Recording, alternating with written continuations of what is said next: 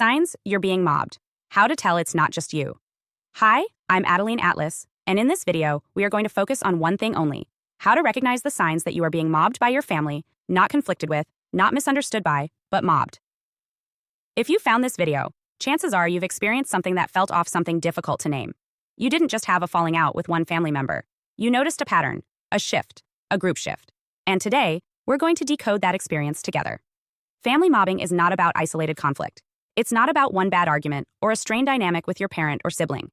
It is a systemic pattern of coordinated behavior where multiple family members, knowingly or unknowingly, participate in a shared rejection, invalidation, or scapegoating of one individual. And here's the critical part: it's done subtly, which is why most targets of family mobbing don't realize it's happening until the damage is already done. So how do you tell when you're being mobbed? What are the actual signs? And more importantly, how do you validate your experience when the entire group is pretending nothing is wrong? Let's start with what it looks like socially, before we even talk about the psychological impact. The first and most telling sign is this: the energy changes when you walk into the room. You know what I mean. You arrive at a family gathering and the tone shifts. People who were animated suddenly go silent.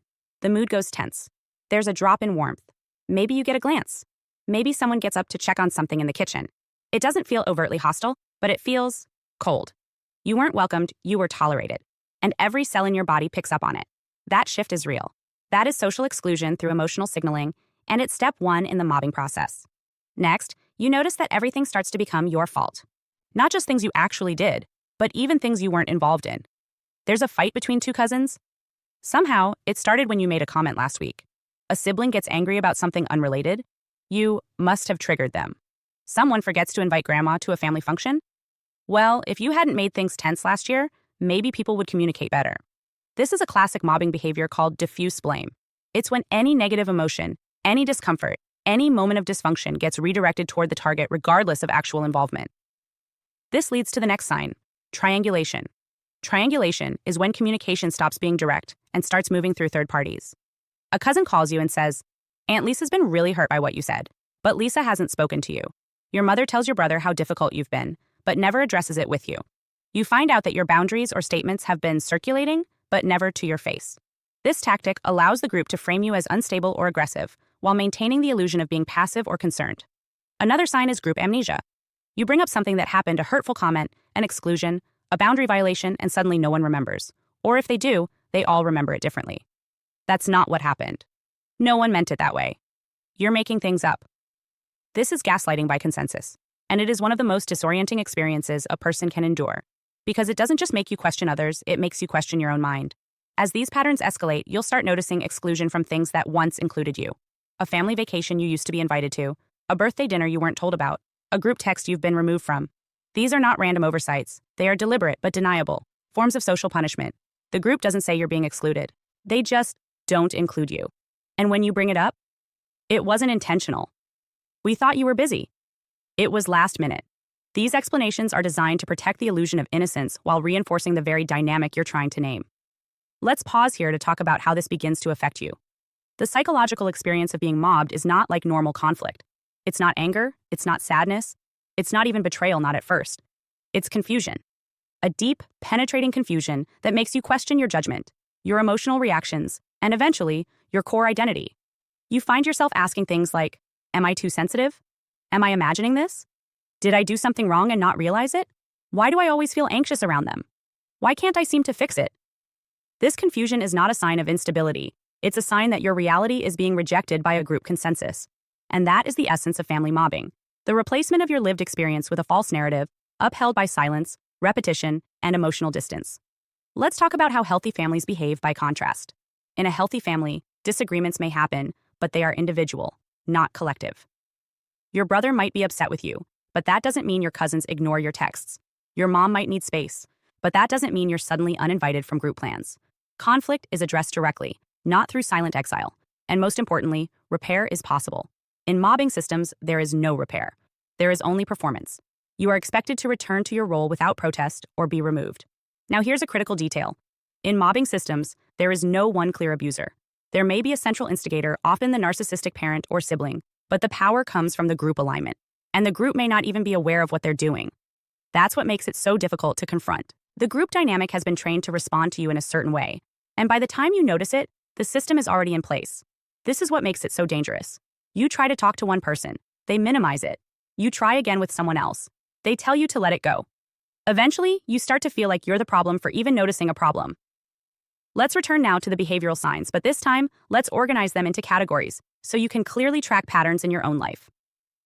Category 1. Emotional atmosphere. The mood drops when you walk in.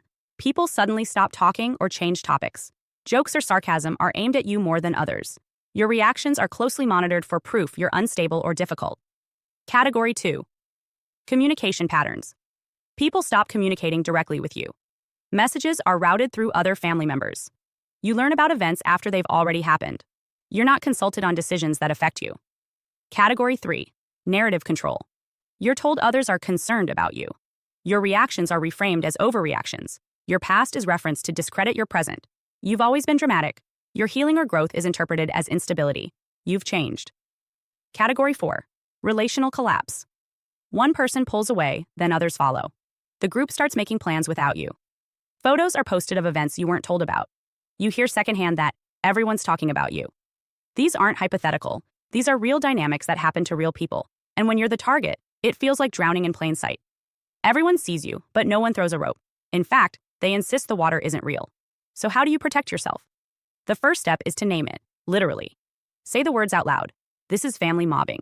That act of naming interrupts the spell. It doesn't stop the behavior, but it stops the internal collapse.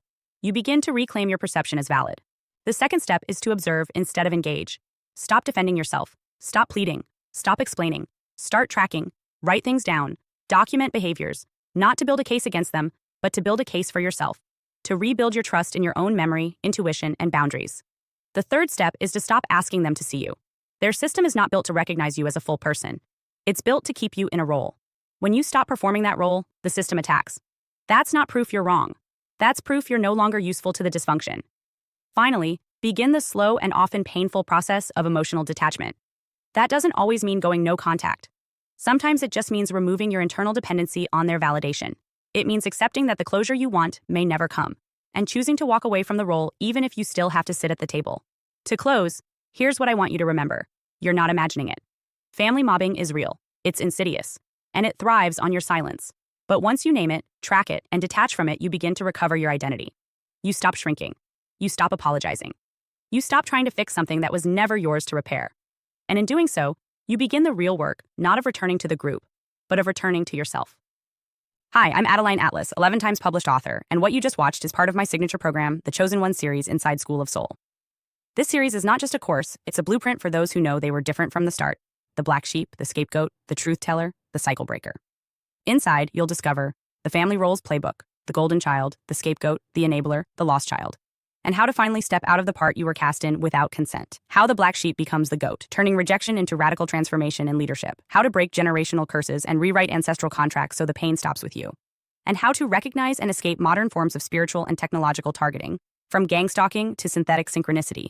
This isn't just about survival. It's about awakening, about reclaiming your voice, your lineage, and your destiny as one of the chosen ones. Click the link below to access the full series now, because the role ends the moment you decide it does, and the real script begins with you.